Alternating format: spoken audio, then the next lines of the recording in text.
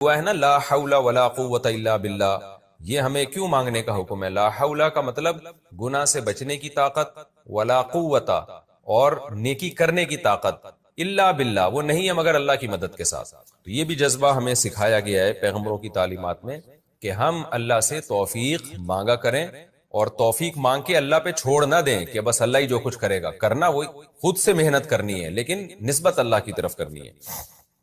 اور ایک اہم بات یہ پتہ چلتی ہے کہ یوسف علیہ الصلوۃ والسلام پر کتنا دباؤ تھا، کتنا دباؤ، کہ زنا نہ کرنے کی صورت میں بدنامی کا خطرہ، جیل جانے کا خطرہ، اس زمانے کے جیل بڑے خطرناک تھے، اور کرنے کی صورت میں خواہش بھی پوری ہوگی، اور جو ایک انسان کی نیچر ہے، جو مرد کی ایک نیچر ہے، اور عزت بھی ملے گی، یعنی زنا کرانے والی تمام محرکات موجود تھے اور زنا سے روکنے والے ایک محرک بھی موجود نہیں تھا۔ اتنی سختی کے باوجود بھی یوسف علیہ السلام کیا کہہ رہے ہیں؟ اللہ مجھے جیل زیادہ محبوب ہے اس گناہ سے جس کی طرف یہ عورتیں مجھے دعوت دے رہی ہیں۔ تو اس سے ہم جیسے لوگوں کو عبرت حاصل کرنی چاہیے کہ آج بات بات پہ بد نظری اور گناہ کو ہم اپنے لیے کتنے آرام سے حلال سمجھ لیتے ہیں، اور اپنے آپ کو کیا کہتے ہیں؟ مجبور ہیں۔ کتنے لوگ سودی بینکوں میں مینیجر بنے ہوئے ہیں، لاکھوں روپے ان کی تنخواہیں ہیں، ان سے جب کہا جاتا ہے کہ یہ حرام ہے تو کیا کہتے ہیں؟ بھائی یہ مجبور ہیں، اس غربت اور مہنگائی میں ہمارا گزارا نہیں ہوتا۔ کتنے لوگ ہیں جو بد نظری کرتے ہیں، ان کو جب سمجھایا جائے بھئی یہ حرام ہے، اللہ نے نظر جھکانے کا حکم دیا، وہ کہتے ہیں یار ہم مجبور ہیں، ہم سے برداشت ہی نہیں ہوتا۔ تو ہر گناہ کو ہم نے حلال کر لیا ہے اپنے لیے، چھوٹی چھوٹی مجبوریاں پیش کر کے۔ مکس گیدرنگ ہے، ناچ گانا ہے شادی میں، جب منع کیا جاتا ہے بھائی شادی میں مت جاؤ، یہ ناجائز ہے، لوگ کیا کہتے ہیں یار ہم مجبور ہیں، رشتہ دار ہم سے ناراض ہو جائیں گے، مسائل کھڑے ہو جائیں گے ہمارے لیے۔ تو آج ہم نے معمولی آزار کو، معمولی چھوٹی چھوٹی باتوں کو اتنا بڑا بنا لیا ہے، جیسے قرآن میں آتا ہے نا وَمِنَ النَّاسِ، لوگوں میں بعض ایسے ہیں، سورہ عنکبوت میں ہے، کہ جو اللہ پر ایمان لے کر آتے ہیں اور جعل فتنۃ الناس کعذاب اللہ، اور جب ایمان اور عمل صالح پر ان کو تھوڑی سی آزمائش آتی ہے تو وہ اس کو اللہ کا عذاب سمجھنے لگتے ہیں، چھوٹی سی بات کو بھی رائی کا پہاڑ بنا دیتے ہیں۔ تو اس لیے ہمیں یوسف علیہ السلام کے اس واقعے سے سبق حاصل کرنا چاہیے کہ یہ ہمارے آزار عند اللہ مقبول نہیں ہے۔ یوسف علیہ السلام سے زیادہ کوئی اس وقت معذور نہیں تھا کہ جب عزت جانے کا بھی خطرہ اور جیل جانے کا خطرہ اور ذہنی دباؤ اتنا اور بھرپور جوانی ہے، اور پیغمبروں میں جو اللہ نے قوت رکھی ہوتی ہے وہ والی قوت ہے، ان تمام باتوں کے بارے میں اس کے سب کے باوجود وہ کہتے ہیں اللہ مجھے جیل زیادہ محبوب ہے۔ یہی ہمارا بھی جذبہ ہونا چاہیے، اور جب ہمارا گناہ سے بچنے کا یہ والا جذبہ ہوگا تو پھر حدیث میں آتا ہے رسول اللہ صلی اللہ علیہ وسلم نے فرمایا ذاق طعم الایمان من رضی باللہ ربا وبالاسلام دینا وبمحمد صلی اللہ علیہ وسلم نبیا، وہ شخص ایمان کی مٹھاس چکھ لے گا جو اس پر راضی ہو گیا کہ میرا رب اللہ ہے، میرے پیغمبر محمد صلی اللہ علیہ وسلم ہے، اور میرا مذہب اسلام ہے، اس پہ ڈٹ جائے بس وہ کہ اب میں جو اسلام کے حکام ہے اس سے آگے پیچھے نہیں ہوں گا۔ تو آپ نے فرمایا اس کو دنیا میں اسلام کی مٹھاس محسوس ہوگی، اور جو بیچ میں لٹکا ہوا زندگی گزارتا ہے کبھی ادھر کبھی ادھر، اس کو اسلام کی مٹھاس محسوس نہیں ہوتی۔ تو یوسف علیہ السلام کے اس گناہ سے بچنے کے اس جذبے میں ہمارے لیے بھی بہت زیادہ عبرت کا سامان ہے۔ ہمارے لیے جو آزار ہم جن عذروں کی، لڑکیاں شرعی پردہ نہیں کرتی کہ والدین ناراض ہو جائیں گے اور سسرال ناراض ہو جائے گا یا شادی میں مشکلات کھڑی ہو جائیں گی، تو یہ کوئی عذر نہیں، اللہ کا حکم سب سے پہلے جیسے کہ یوسف علیہ السلام نے اس پر عمل کیا۔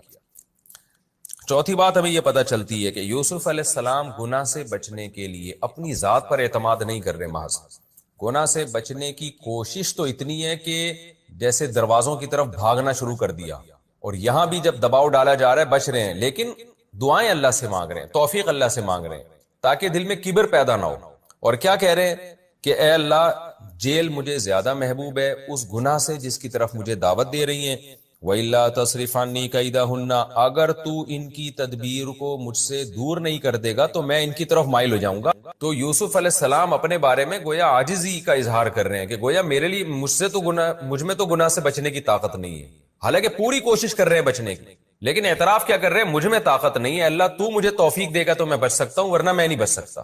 آج کیا ہو رہا ہے؟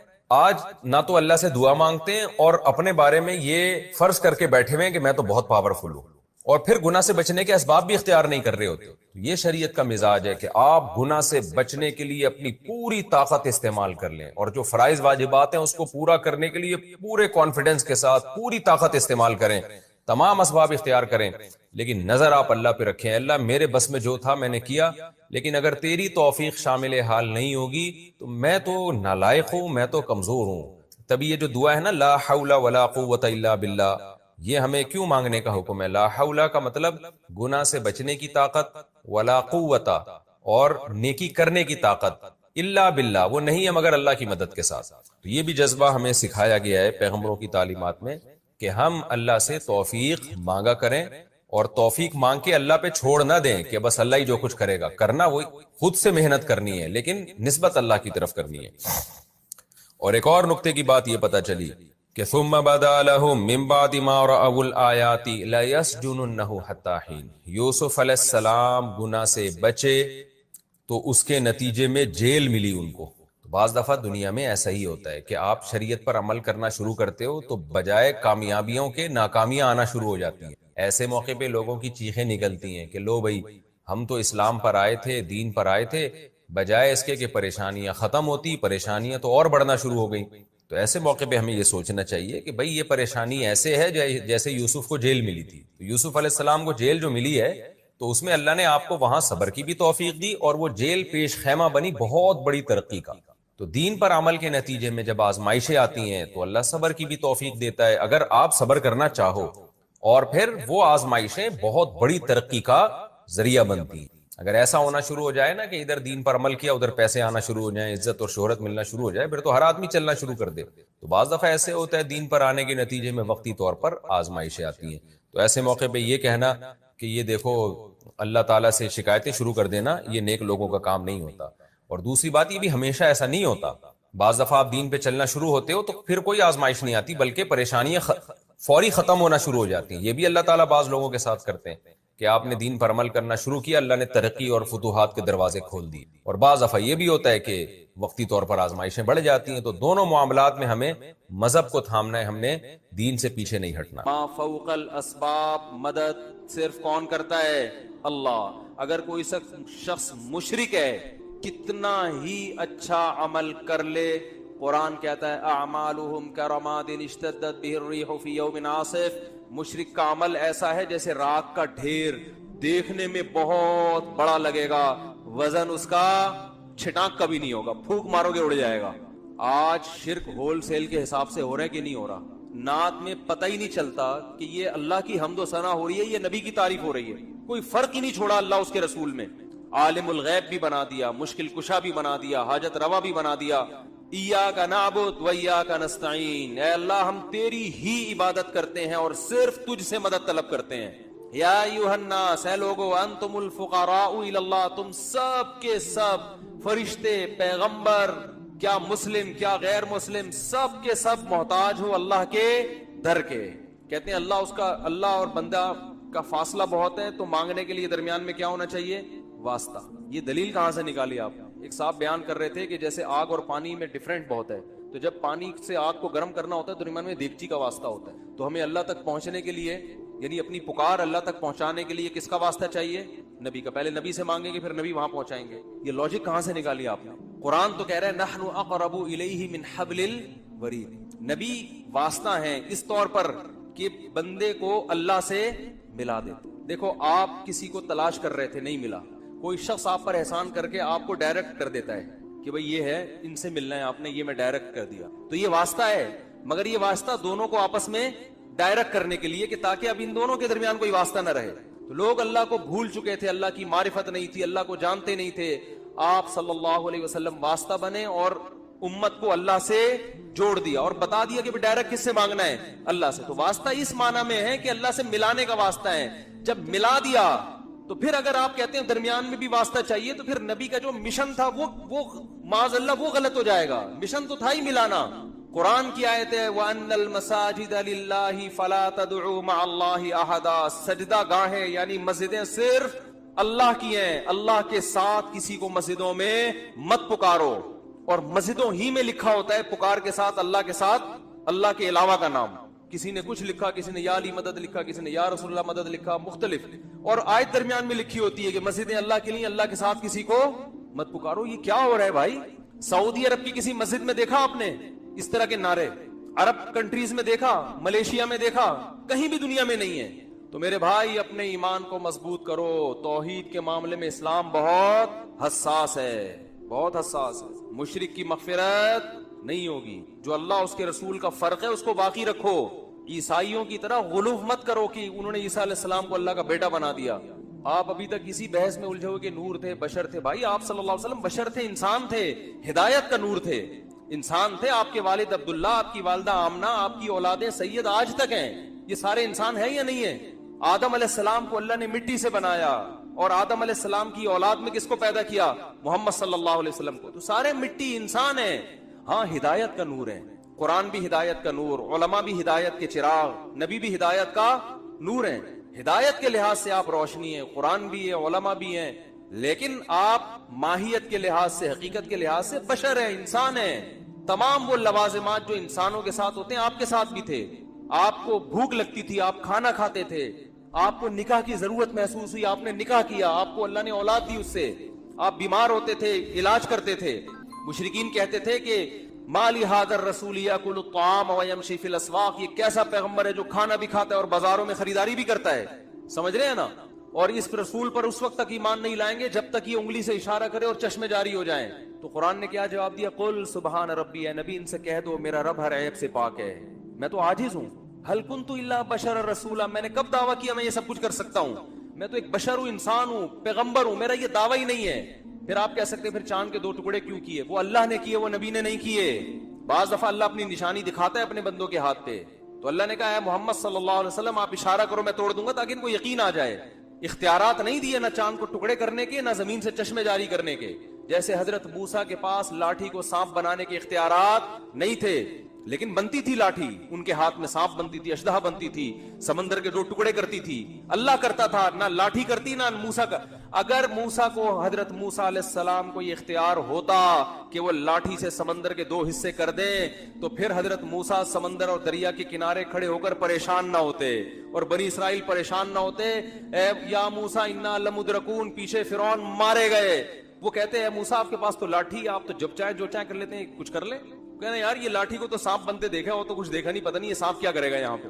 اور حضرت موسیٰ بھی پریشان, لیکن کیا فرماتے ہیں؟ انما معی ربی, میرے ساتھ میرا رب ہے, کچھ نہ کچھ کرے گا وہ. تو لاٹھی کو سے سمندر کو ٹکڑے کرنے کا اختیار ہوتا تو یوں کرتے تھے اسی وقت, اللہ سے تھوڑی پوچھتے. اللہ نے فرمایا ہے موسیٰ اس دریا پہ اس لاٹھی کو مار, بس پھر دیکھ کیا ہوتا ہے.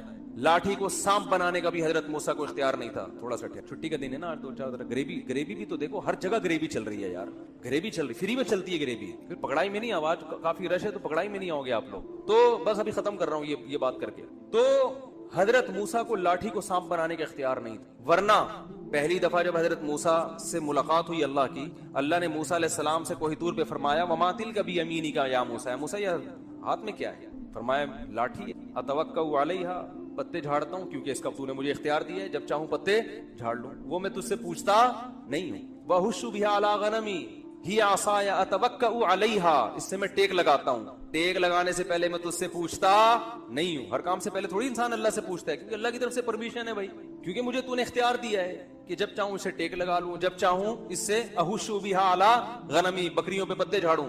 ولی فیہا مآرب اخری, اور بہت سارے کام ہیں. اللہ نے فرمایا آج تو اس کو زمین پہ ڈال. یہ نہیں کہا اس کو سانپ بنانا بھی آتا ہے. اگر اللہ پوچھتے حضرت موسیٰ فرماتے ہیں اللہ یہ تو میں نے نہیں کیا کبھی, اس لیے اللہ نے فرمایا اس کو زمین پہ ڈال. جب زمین پہ ڈالا, قرآن کے الفاظ ہیں فَإِذَا حَيَّةٌ تَسْعَىٰ, سانپ بن کے دوڑنے لگی. چونکہ حضرت موسیٰ نے نہیں بنایا تھا سانپ, حضرت موسیٰ گھبرا گئے, اور اللہ قرآن کہتا ہے موسیٰ علیہ السلام خوف سے بھاگے ہیں, وَلَمْ يُعَقِّبْ, پیچھے مڑ کے نہیں دیکھ رہے. یہ قرآن کے الفاظ ہیں. خود بنایا ہوتا تو ان کو پتا تھا بھائی میں خود لاٹھی کو سانپ بنا بھی سکتا ہوں, اور سانپ کو ریورس کر کے دوبارہ لاٹھی بنا سکتا ہوں. پھر یہ خوف ہوتا, بھاگ رہے ہیں بھائی تو سانپ بن گیا. یا موسیٰ اقبل, اے موسیٰ واپس پلٹ, ولا تخف, ڈر نہیں, سنعیدها سیرتها الاولی, تو اس کو پکڑ لے, ہم اس کو دوبارہ لاٹھی بنا دیں گے, ہم بنائیں گے لاٹھی سے. یہی وجہ ہے کہ حضرت موسیٰ نے لاٹھی کو سانپ بنتے دیکھا, مگر پھر بھی ہر دفعہ اللہ کی وحی کا انتظار کرتے تھے. جادوگروں نے جب رسیاں پھینکی ہیں اور ہزاروں سانپ بن کے موسیٰ علیہ السلام کی طرف دوڑی ہیں تو قرآن کہتا ہے فَأَوْجَسَ فِي نَفْسِهِ خِيفَةً مُوسَىٰ، موسیٰ کے دل میں خوف پیدا ہوا یہ سانپ مجھے کھا نہ جائیں۔ حالانکہ درجنوں بار لاٹھی کو سانپ بنتا دیکھ چکے تھے، فرعون کے محل میں بھی لاٹھی کو پھینکا تھا سانپ بنی تھی، دیکھ چکے تھے۔ اب تو یقین آ جانا چاہیے تھا کہ اب تو مجھے ہنر آ گیا، میں یہ پڑھوں گا، یوں کروں گا، ان کو پتا ہے بھائی لاٹھی پہ میرا بالکل بھی کنٹرول نہیں ہے، نہ میں مختار کل ہوں نہ میں مشکل کشا ہوں، میرا کنٹرول ہی نہیں ہے لاٹھی پہ، اس لیے ڈر گئے، گھبرا گئے کہ اب کیا ہوگا، سانپ کھا جائیں گے۔ تو اللہ فرماتے ہیں قلنا لا تخف، اللہ نے وحی کی، اے موسیٰ، کیا عجیب آیتیں ہیں یار، بڑا مزہ آتا ہے قرآن عربی میں پڑھنے میں، قرآن اردو میں نہیں سمجھ میں آئے گا، اصل عربی ہے۔ قلنا لا تخف، موسیٰ ڈرنا، انک انت الاعلی، آج جو پورا مصر جمع ہوا ہے نا مقابلہ دیکھنے کے لیے، تو ایک طرف اور ہزاروں دوسری طرف، آج یہ مقابلہ کون جیتے گا؟ حالانکہ گراؤنڈ ریئلٹی اور زمینی نقشہ اس کے اگینسٹ ہے، ہزاروں سانپ دوڑ رہے ہیں اور موسیٰ علیہ السلام کے پاس مقابلے کے لیے نہ کوئی غلیل، نہ کوئی تلوار، نہ کوئی بندوق، ایک لاٹھی سے کتنے سانپ ماریں گے؟ اس لیے پیغمبر ہو کے بھی، کلیم اللہ ہو کے بھی کیا ہو گئے؟ گھبرا گئے، اور ہم کہہ رہے ہیں انک انت الاعلی، آج تو غالب آئے گا۔ اے اللہ کیسے آؤں گا غالب، میرے پاس تو کچھ ہے نہیں، اور اگر اللہ نہ کرے فرار ہو گیا تو لوگ کیا بولیں گے؟ معاذ اللہ مقابلہ ہار گئے۔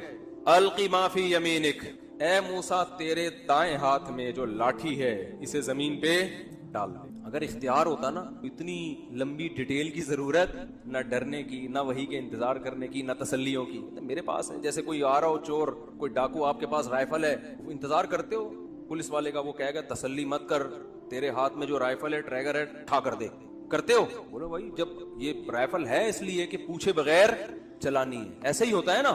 حضرت موسیٰ کو پتا تھا بھائی یہ لاٹھی ہے، پتہ نہیں میں پھینکوں گا کیا ہوگا اس کا، مجھے کیا پتا کیا ہوگا۔ تو معجزہ پیغمبر کے اختیار سے نہیں ہوتا، پیغمبر کا کوئی عمل دخل نہیں ہوتا، کیونکہ ایسے اختیارات اللہ نے کسی کو دیے نہیں ہیں۔ پیغمبر کا صرف ہاتھ ہوتا ہے، قدرت اور طاقت کس کی ہے؟ اللہ کی۔ تو اے اللہ کیا کروں؟ القی ما فی یمینک، تیرے دائیں ہاتھ میں جو لاٹھی ہے اسے زمین پہ ڈال دے۔ کیا ہوگا؟ تلقف ما صنعوا، جو انہوں نے جادوگری کے کرتب دکھائے ہیں نا سب کو نگل لے گی۔ یہ کیا کرے گی؟ سب ختم۔ ایک لاٹھی زمین پہ پھینکی، اشدہا بن کے ایک سانس لیا اس نے اور سارے سانپ اس کے پیٹ میں۔ اور جو جادوگر تھے نا انہوں نے کہا یہ جادو نہیں ہے، کیونکہ وہ تو جانتے تھے جادو اور حقیقت میں کیا فرق ہے۔ انہوں نے کہا ہم نے جو کیا وہ مسمرزم ہے۔ بھائی رسیوں کو سانپ بنانا کسی کے بس میں دم نہیں، حقیقت میں نہیں ہو سکتا، ورنہ جادوگر تو پتہ نہیں کیا کیا کرتے بیٹھ کے۔ سنگ دل محبوب آپ کے قدموں میں، لکھتے ہیں نا جادوگر، ان کمبختوں کو اپنی نہیں ملتی، اپنی بیویاں ان کے گھروں سے بھاگی ہوتی، آپ کو سنگ دل محبوب لا کے دلائے گا۔ یہ میں جادوگروں سے کہتا ہوں، ہمارے پٹھان بھائی ہے نا، قابل عزت قابل احترام، مجھے ان کے ہوٹل کے پراٹھے بہت پسند ہیں اور کسی اور ہوٹل میں مزہ نہیں آتا، تو میں ان جادوگروں سے کہتا ہوں یار تو کسی پٹھان بھائی کے ہوٹل سے فری میں ایک پراٹھا اٹھا کے لے آ، خالی پیسے دیے بغیر۔ جو کسی ہوٹل سے پراٹھا لا کے آپ کے سامنے ڈش میں نہیں رکھ سکتا، وہ محبوب جو سنگ دل بھی ہو اس کو آپ کے قدموں میں لا کے کہاں سے ڈالے گا یار؟ کچھ عقل کی بات ہے؟ مت برباد کرو اپنے آپ کو ان عاملوں پر۔ ان سے بولو پہلے تو پراٹھے پہ تجربہ کر، وہ ہوٹل والا تیرے ایسی چترول لگائے گا نا جب تو لے کے جا رہا ہوگا، تو جن لے کے جائے بھوت لے کے جائے وہ نہیں چھوڑے گا۔ اب کوئی پراٹھے والا آیا چپکے سے پیسے دیے بغیر لے جا رہا ہے تو ہوٹل والا کہے گا کہ آپ چونکہ جن ہیں لہذا لے جائیں۔ آپ نے کہا بھائی پیسے کے بغیر، یا ہم نے جنات کو کھلانے کے لیے ہوٹل نہیں کھولا، یہاں پہ بزنس ہے، ورنہ کل کوئی چڑیل آئے گی وہ 6 پراٹھے لے جائے گی۔ تو القی ما فی یمینک، اے موسیٰ تیرے دائیں ہاتھ میں جو لاٹھی ہے اسے، ہاں میں کہتا جادوگروں کو یقین ہو گیا کہ یہ جادو نہیں ہے، ہم نے تو آنکھوں کو دھوکہ دیا ہے، حقیقت میں تھوڑی لاٹھی سانپ بنی ہے، اتنا جادوگر کے پاس پاور نہیں ہوتی ہے۔ لیکن موسیٰ نے جو کیا ہے یہ انسان کا کام نہیں، تو حقیقت میں سچی مچی کا اژدہا ہے۔ تبھی قرآن کہہ رہا ہے فَأُلْقِيَ، فا کہتے ہیں ایک سیکنڈ بھی تاخیر نہیں ہوئی ہے، سارے جادوگر ایک دم سجدے میں گر گئے اور کہنے لگے آمنا برب ہارون۔ پبلک سجدے میں نہیں گری ہے کیونکہ پبلک کنفیوز ہو سکتی تھی، لیکن جادوگر کنفیوز نہیں ہو سکتے تھے۔ انہوں نے کہا یہ جادو نہیں ہے بھائی، حقیقت میں کیسے بن گئی، یہ تو خدا کا کام ہے۔ سارے جادوگر سجدے میں گرے اور کہنے لگے آمنا برب ہارون و موسیٰ، ہم موسیٰ اور ہارون کے رب پر ایمان لائے۔ وضاحت بھی کر، اگر وہ کہتے ہیں نا رب پر ایمان لائے، فرعون کہتے ہیں اچھا خوش فہمی آتا ہے، رب مجھے ہی کہہ رہے ہیں، نا موسیٰ اور ہارون کے رب پہ۔ فرعون نے کہا معاذ اللہ، نورا کشتی ہے، دونوں نے پہلے سے مکمکا کیا ہوا تھا کہ تم فتح ہوگی، تم شکست قبول کر لینا، پھر دونوں مل کے حکومت کریں گے، نورا کشتی ہے۔ لَأُقَطِّعَنَّ أَيْدِيَكُمْ وَأَرْجُلَكُمْ مِنْ خِلَافٍ، فرعون نے جادوگروں سے کہا ہاتھ پاؤں کاٹ کے سولی پہ لٹکا دوں گا، تو جادوگر نے کہا قبول ہے، لٹکا دے۔ اگر یہ نورا کشتی ہوتی جادو موت قبول نہ کرتے۔ سیاسی لوٹے جب مفاد کی وجہ سے لڑکتے ہیں تو جہاں مفاد زیادہ ہوگا وہاں لڑکیں گے کہ نہیں لڑکیں گے؟ کیا خیال ہے بھائی جب مفاد ہی اصل ہے تو جب فرعون نے کہا لٹکا دوں گا تو وہ کہہ سکتے تھے کہ ہمارا تو مقصد مصر کی حکومت تھی، قتل ہی ہو گئے تو کیا فائدہ، تو وہ کہتے تھے فوراً رجوع کر لیتے، لیکن انہوں نے کہا فقضی ما انت قاض، اے فرعون سولی پہ لٹکانا تو دور کی بات ہے، تو جو کر سکتا ہے ٹکڑے بنا کے آگ میں ڈال دے، کر لے۔ کیونکہ ہم نے جو دلائل دیکھے نا، ما جاءنا من البینات، موسیٰ کے برحق ہونے کے جو دلائل ہم نے دیکھے ہیں نا، ان دلائل کے مقابلے میں تیری دھمکی ہم پہ اثر نہیں کریں گی۔ اور پھر کہنے لگے اس سے تو شہادت ہے، مر گئے تو اور کیا چاہیے، اس کا فائدہ کیا ہوگا، یغفر لنا خطایانا، ہمارا رب ہماری خطاؤں کو کیا کر دے گا اس شہادت کے بدلے، معاف۔ تو فری پھوکٹ میں مختصر جنت، نہ نماز نہ روزہ نہ زکوٰۃ، کچھ بھی نہیں، ادھر ایمان قبول کیا ادھر جنت۔ تو فرعون کو کہہ رہے ہیں بھائی یہ بہت بہترین پیکیج ہے، ہمیں یہ پیکیج فوراً سے پہلے چاہیے۔ بہت مشکل ہے بات سمجھانا بھائی، بہت مشکل، میرا خیال ہے اب بھی سمجھ میں نہیں آیا تو پھر پولیس بھی نہیں سمجھ، رینجرز بھی نہیں سمجھا سکتی، فوج بھی نہیں سمجھا سکتی، پھر اللہ ہی سمجھائے گا، لیکن پھر وہ ابھی نہیں سمجھائے گا، وہ قبر میں سمجھائے۔ وہ کہہ رہے تھے نا میں نہیں بتاؤں گا، تو لوگوں نے کہا جب انتقال ہوا تو اب آپ سب بتائیں گے۔ کیا خیال ہے یہ سب کے بارے میں کہ کسی مخصوص شخصیت کے بارے میں نہیں، بعض لوگ کہتے ہیں نا میں نہیں بتاؤں گا، جب ان کا انتقال ہوا تو لوگوں نے فیس بک پہ پوسٹ بنائی تھی اب آپ سب کچھ بتائیں گے۔ پہلے ہم صرف آپ سے ایک چیز پوچھ رہے تھے کہ کرونا کا علاج بتا دو، آپ کہتے ہیں میں نہیں بتاؤں گا، اب آپ کیا کریں گے؟ ٹھیک ہے ایک مخصوص شخصیت کا یہ مقولہ ہے، لیکن مراد اس سے سب ہیں کہ جو دنیا میں نہیں بتا رہے ہوتے نا، نہیں سمجھ میں آ رہا ہوتا۔ میرا مقصد کسی شخصیت کا مذاق اڑانا نہیں کہ آپ سمجھیں ضمیر نقوی صاحب کا مذاق اڑا رہا ہوں، میں ایک مثال دے رہا ہوں کہ بھائی آپ جتنا بھی کہہ لیں میں نہیں بتاؤں گا، قبر میں جا کے اب آپ کیا کریں گے؟ سب بتائیں گے۔ اگر وہ صحیح بتا دیا تو کامیابی ہے، غلط بتایا تو ناکام۔ تو میرے بھائی یہ جو ربیع الاول پہ اور یہ جو مختلف معجزے کے میں نے دلائل دیے ہیں، سمجھ میں آ گئے تو ٹھیک ہے، نہیں آئے تو قبر میں جب پہلی رات ہوگی، چاہے وہ کسی بھی تاریخ کو آئے، چاہے محرم ہو یا ربیع الاول ہو یا سفر ہو یا رمضان ہو، تو آپ کی سمجھ میں آ جائے۔ چٹکلا سنا کے بات ختم کر دوں، بالکل اسٹیمپ لگ جائے گی، مزہ آ جائے۔ وہ ایک آدمی گدھا لے کے جا رہا تھا بیچنے کے لیے، ایک آدمی رفیع بھائی پہ بٹھائے، پہلے دو آدمی بار بار اٹھنے کی کر رہے، بس یہ آخری ہے بالکل، اور یہ آج ہی ہوا ہے، تھوڑا چھٹی کا دن آنے کا قریبی لگا۔ ایک آدمی گدھا بیچنے جا رہا تھا اور لوگوں نے پوچھا کیا کر رہا ہے؟ کہہ رہا ہے بازار میں گدھا بیچوں گا اور ٹھیک ٹھاک پیسے ملیں گے، اچھے ریٹ ملیں گے۔ اس نے کہا انشاءاللہ کہہ دے کہ اللہ نے چاہا تو۔ انشاءاللہ کہنے کی کیا ضرورت ہے، گدھا نسلی گدھا ہے، میرے پاس ہے، بازار میں اس کی ویلیو ہے، کسٹمر کھڑے ہوئے ہیں، تو انشاءاللہ ماشاءاللہ کیا، جیسے لبرل لوگ کہتے ہیں نا انشاءاللہ ماشاءاللہ کیا ہو سب کچھ سیٹ ہے۔ اللہ کی قدرت، کوئی گدھا چھین کے لے گیا اس سے، واپس آ رہا ہے وہی بندہ ملا، ہاں بھائی گدھا کہاں گیا؟ کہہ رہے ہیں انشاءاللہ گدھا لے کے جا رہا تھا، ارادہ یہ تھا کہ انشاءاللہ کوئی کسٹمر مجھ سے خریدے گا، ارادہ یہ تھا کہ انشاءاللہ اچھی قیمت ملے گی، لیکن ماشاءاللہ کوئی بندہ لے کے بھاگ گیا۔ اس نے کہا میرے بھائی اب انشاءاللہ ماشاءاللہ لگانے کا فائدہ، تو میرے بھائی اب سمجھ میں آ جائے تو ٹھیک ہے، ورنہ قبر میں بولو گے ماشاءاللہ مفتی صاحب کا بیان بہت اچھا تھا، فرشتے سے کہو گے، اور انشاءاللہ ایک دفعہ زندگی مل گئی تو پراپر طریقے سے اس پر عمل کریں گے، انشاءاللہ بھی ماشاءاللہ بھی، فرشتہ کہے گا اب ٹائم گزر۔ اللہ فرماتے ہیں بھلا بتاؤ جس نے آسمان و زمینوں کو پیدا کیا اور آسمان سے تمہارے لیے پانی برسایا، فَأَنبَتْنَا بِهِ حَدَائِقَ ذَاتَ بَهْجَةٍ، بھائی اس کو تو ٹھیک کریں، آواز سمجھ میں آ رہی ہے؟ فَأَنبَتْنَا بِهِ حَدَائِقَ ذَاتَ بَهْجَةٍ، آواز گونج رہی ہے نا، مجھے اپنے کانوں میں ٹکرا رہی ہے آ کے۔ فَأَنبَتْنَا بِهِ حَدَائِقَ ذَاتَ بَهْجَةٍ، پھر اس پانی سے خوشنما باغات پیدا کر دیے، خوبصورت باغات۔ أَإِلَٰهٌ مَّعَ اللَّهِ، بتاؤ اس کے ساتھ کوئی اور معبود ہو سکتا ہے؟ کوئی اور ہے جو یہ سب کچھ کر سکتا ہو؟ اللہ فرماتے ہیں بل ہم قوم یعدلون، یہی لوگ ہیں جو غیروں کو اللہ کے ساتھ شریک کرتے ہیں۔ امن جعل الارض قرارا، اللہ کہتے ہیں اچھا یہ بتاؤ جس نے زمین کو قرار گاہ بنا دیا تمہارے لیے، پوری زمین، پوری کائنات میں نا ایک پلینٹ ارتھ ایسا ہے جس پہ، وہ پلینٹ ارتھ جو ہے نا وہ بھائی صاحب بہت استعمال کرتے ہیں، پلینٹ ارتھ پہ کچھ کوئی مجھ جیسا ہے نہیں، تو اللہ کی یہ قدرت ہے کہ اللہ نے پلینٹ ارتھ پہ اتنی بڑی بڑی چیزیں پیدا کی ہیں، ایک یعنی وہ والی چیز۔ تو من جعل الارض قرارا، جس نے زمین کو کیا بنایا؟ قرار گاہ بنایا، رہنے کی جگہ بنایا، کیسی سوٹیبل جگہ ہے نا زمین، پوری کائنات میں ایسی کوئی جگہ رہنے کے لیے نہیں ہے۔ وجعل خلالها انہارا، پھر پوری زمین میں بیچ میں نہریں جاری کر دی اس نے تاکہ ہر جگہ انسان رہ سکے۔ وجعل لها رواسیا، بڑے بڑے پہاڑ اس زمین کے بیلنس کو قائم کرنے کے لیے اس زمین پہ قائم کر دیے. وجعل بین البحرین حاجزا، کڑوے اور میٹھے پانی کے درمیان ایک باریک پردہ لگا دیا. دیکھا ہے نا کڑوا اور میٹھا پانی ساتھ ساتھ چل رہے ہوتے ہیں. اِلٰہٌ مع اللہ، بھلا بتاؤ اس جیسا کوئی اور معبود ہو سکتا ہے؟ بل اکثرهم لا يعلمون، اللہ کہتے ہیں لیکن ان میں اکثر لوگ نہیں جانتے، یعنی جانتے بوجھتے بھی اندھے بنے ہوئے ہیں.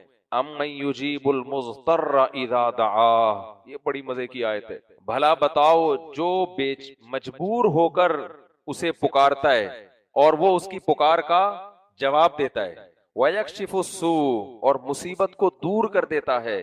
وَيَجْعَلُكُمْ خُلَفَاءَ الْأَرْضِ، اور اس نے زمین کا خلیفہ تمہیں بنایا.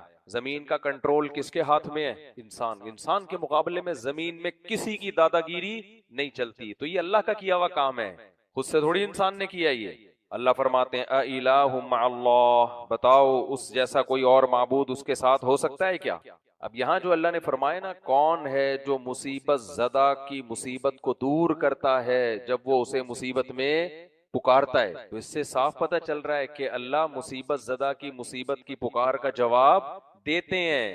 تو دعا کی فضیلت بھی پتہ چلتی ہے اس سے. یہ جو کہتے ہیں نا دعائیں قبول نہیں ہوتی، بھائی غلط بولتے ہو آپ. اللہ تو کہہ رہے بھلا جو دعاؤں کو قبول کرتا ہے اور ایک معبود ہے جو قبول نہیں کرتا، دونوں برابر کیسے ہو سکتے ہیں؟ تم بتوں کو پکارو، قرآن کہہ رہے کہ سواء علیکم ادعوتموہم ام انتم صامتون، ساری زندگی ان بتوں کو، مزاروں کو، قبروں سے مانگتے رہو یا نہیں مانگو، برابر ہے. کوئی پتا بھی ہلنے والا بولو نہیں ہے، کچھ بھی نہیں ہوگا. مانگنا نہ مانگنا برابر. اپنے بارے میں اللہ کیا کہتا ہے؟ اللہ کہتے ہیں ایک جھوٹے معبود ہو، ساری زندگی پکارتے رہو گے، کوئی ریپلائی نہیں آئے گا، اور ایک وہ ہے جس کو جب پکارو گے جواب ملے گا آگے سے. تو بتاؤ اصل معبود کون ہے؟ ظاہر ہے وہ اصل معبود ہے جسے جب پکارا جائے تو آگے سے جواب دے وہ. اب آپ کہہ سکتے ہو ہم تو پکارتے ہیں ہمیں تو کوئی جواب نہیں ملتا، تو آپ بھائی پکار ہی. قرآن میں اللہ کہتا ہے کہ جب کوئی مجھے پکارتا ہے نا، مثال کے طور پر گناہ کی معافی طلب کر رہا ہے، یجر اللہ غفور الرحیم، تو وہ اللہ کو غفور اور رحیم پائے گا، محسوس کرے گا کہ اللہ نے اس کے گناہ کو معاف کر دیا. تو اللہ دعاؤں کو قبول کرتا ہے. جن کا غیب پر ایمان ہے ان کو قبول ہوتی نظر آتی ہیں، جن کا غیب پر ایمان نہیں ہے ان کو قبول ہوتی نظر نہیں آتی. کیسے قبول کرتا ہے اس پر میں پیچھے انبیاء کے واقعات میں یہ بات گزر چکی، اس کو میں ریپیٹ نہیں کروں گا. آگے اللہ فرماتے ہیں امن یہدیکم فی ظلمات البر والبحر، تم جب لمبے لمبے سفروں میں نکلتے ہو، پہلے زمانے میں تو گوگل میپ تھا ہی نہیں، پوری دنیا کیسے آباد ہو گئی، تجارتی سفر کیسے ہو گئے، اللہ نے آسمان میں ستارے بنا دی، ان کی ایک اینگل کر دیا. ان کا ستاروں کی مدد سے سمندر کے لمبے لمبے سفر کیے انسانوں نے. صحراؤں میں بھی آپ کو پتا ہے صحرا میں جانے کے بعد گم، کچھ پتہ نہیں چلتا، ادھر جانا ہے ادھر جانا ہے ادھر جانا ہے ادھر جانا ہے. ایسا ستاروں کا نظام بنایا ہے نا اللہ تعالیٰ نے، صدیوں سے انسان انہی ستاروں کی ڈائریکشن کے ذریعے تعین کرتا تھا کہ کدھر کو جانا ہے میں. تو اللہ کہتے ہیں بھلا وہ ذات جس نے تمہیں سمندر اور خشکی کے اندھیروں میں راستے بتائے. دوسرے مقام پر آتا ہے کس کے ذریعے؟ ستاروں کے ذریعے. اور وَمَن يُرْسِلُ الرِّيَاحَ بُشْرًا بَيْنَ يَدَيْ رَحْمَتِهِ، جب مایوس ہو جاتے ہو پانی ختم ہو گیا تو وہ پانی برسانے سے پہلے ہوائیں بھیجتا ہے جو تمہیں خوشخبری دیتی ہیں کہ اب بارش برسنے والی ہے. اِلَٰهٌ مَّعَ اللَّهِ، بتاؤ اس کے ساتھ کوئی اور معبود ہو سکتا ہے کیا؟ آگے اللہ خود ہی جواب دیتے تعالی اللہ عما یشرکون، یہ لوگ جن کو اللہ کے ساتھ شریک کر رہے ہیں اللہ ان سے بہت برتر ہے. آگے اللہ فرماتے ہیں امن یبدأ الخلق، بتاؤ جس نے اس مخلوق کو فرسٹ ٹائم پیدا کیا، پہلی مرتبہ کس نے بنایا ہے؟ اللہ نے بنایا ہے، خود سے نہیں بن سکتی. اللہ کہتے ہیں اس کائنات میں غور کرو کون تھا نے جب کچھ بھی نہیں تھا تو اپنے کلمہ کن کی طاقت سے سب کچھ پیدا کر دیا. کتنا عجیب بنا دیا اس نے، کچھ بھی نہیں سے سب کچھ بنا دیا. من یبدأ الخلق ثم یعیدہ، پھر وہی اس کو دوبارہ بھی پیدا کرے گا. یہ چیز اللہ کہیں چھوڑتے نہیں ہیں. جہاں اللہ بتاتے ہیں نا میں نے پیدا کیا، اللہ وہاں ضرور بتاتے ہیں دوبارہ بھی پیدا کروں گا، کیونکہ سارا مسئلہ کس کا ہے؟ دوبارہ پیدا ہونے کو نہیں مانتے. اس کو تو سب مانتے ہیں پہلی دفعہ اللہ نے بنا دیا، دوبارہ میں آ کے گڑبڑ کرتے ہیں، تو اللہ نے فرمایا یعیدہ، دوبارہ بھی وہ کیا کرے گا، اس کا اعادہ کرے گا، دوبارہ پیدا کرے گا تمہیں۔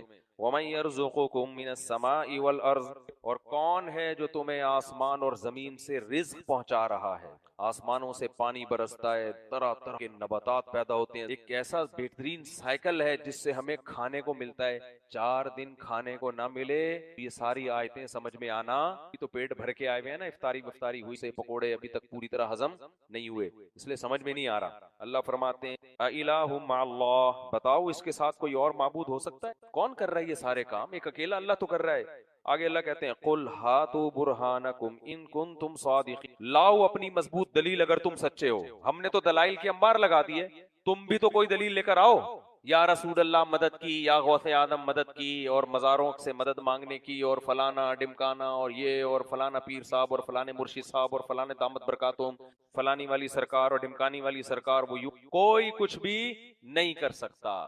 پکار کے لائق صرف اور صرف کون ہے؟ اللہ۔ دیکھو اللہ کو نا توکل کرنے والا آدمی بہت پسند ہے۔ توحید میں کمال یہ ہے کہ پورا اعتماد کس پہ کیا جائے؟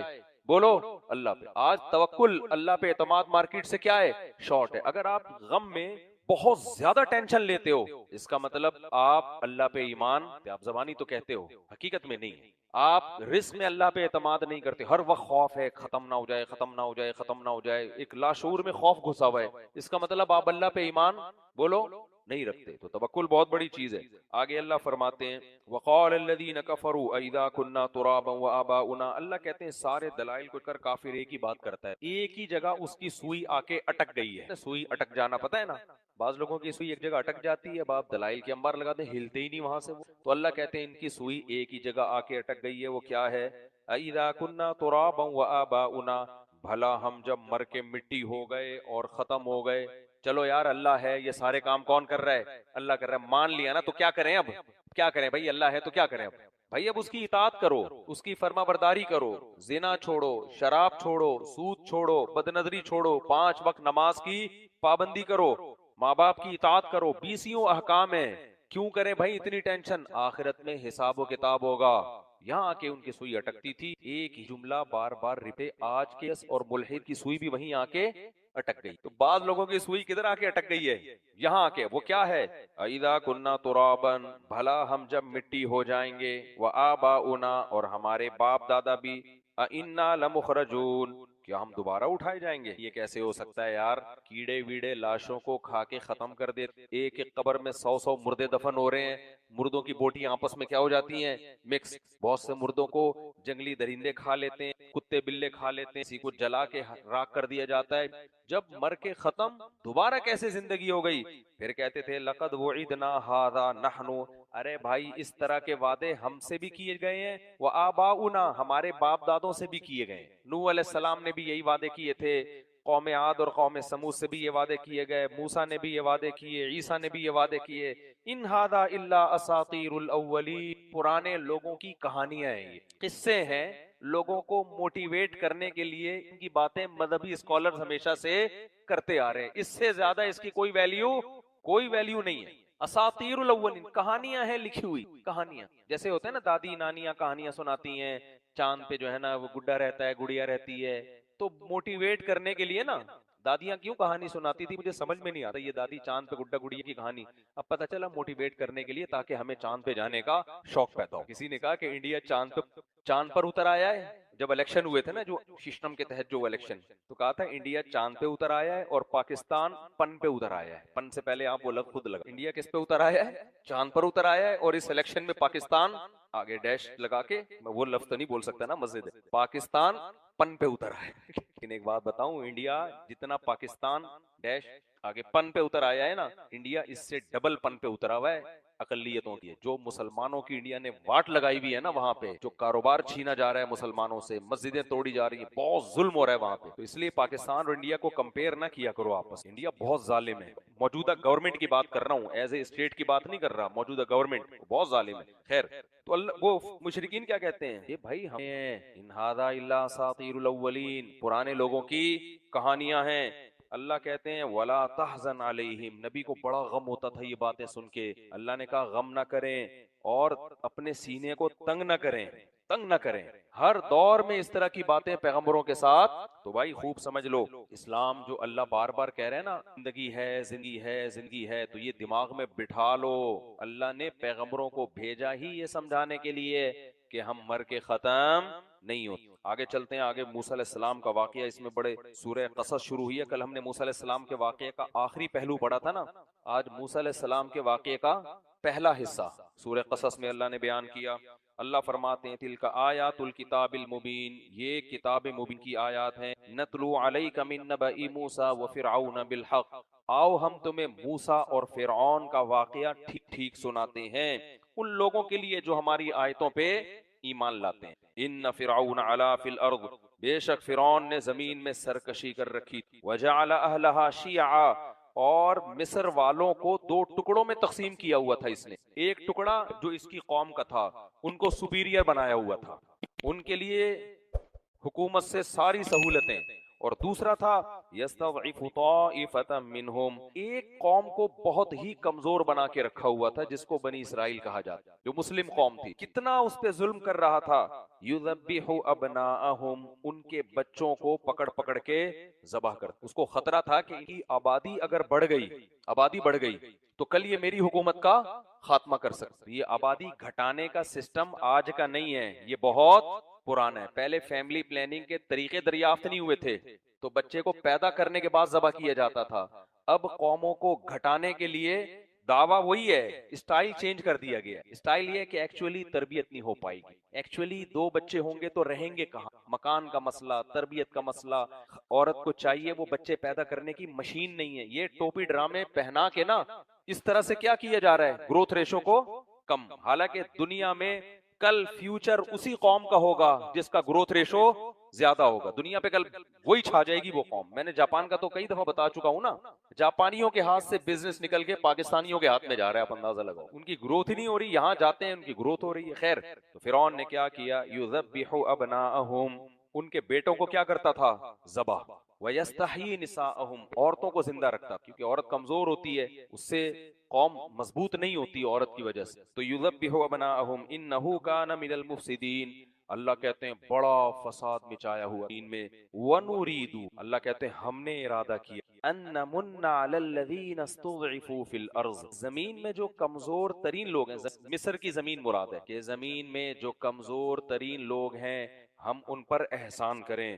کیا احسان کریں؟ وَنَجْعَلَهُمْ أَئِمَّةً، ہم انہیں زمین کا امام بنا. دیکھو اللہ یہ بھی کہہ سکتے تھے کہ ہم نے ارادہ کیا ہم ان پہ احسان کریں گے اور یہ ظلم ان سے دور ہو جائے گا، گورنمنٹ ان کے فیور دینے لگے گی. نا نا نا نا نا، اللہ نے کہا ہم پورا نقشہ کیا کریں گے، پلٹ دیں گے اٹھا.